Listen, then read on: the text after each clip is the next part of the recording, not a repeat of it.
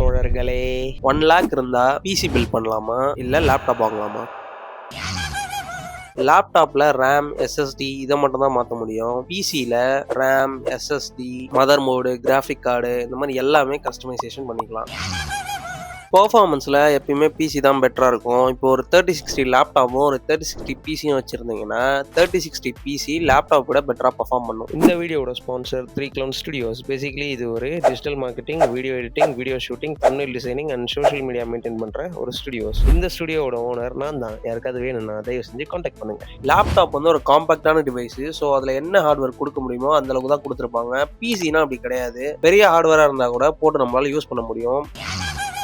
டிடிபின்னு ஒன்று இருக்குது. சின்ன காம்போனன்ட்ஸ் அப்படின்றதுனால லேப்டாப்பில் கம்மியாகவும், பிசியில் பெரிய காம்போனன்ட்ஸ் இருந்ததுனால டிடிபி அதிகமாகவும் கொடுத்துருப்பாங்க. ஸோ இதனாலேயும் பர்ஃபார்மன்ஸ் அதிகமாகும். எனக்கு பர்ஃபார்மன்ஸ் முக்கியம் அப்படின்னா பிசி பில் பண்ணிக்கோங்க. ட்ராவல் பண்ண போகிறேன், வெளியே கொண்டு போவேன், இந்த மாதிரி யூசஸ்னால் லேப்டாப் வாங்கிக்கோங்க. வேறு என்ன கம்பேரிசன் வேணும்னு கமெண்ட்டில் தட்டி விடுங்க.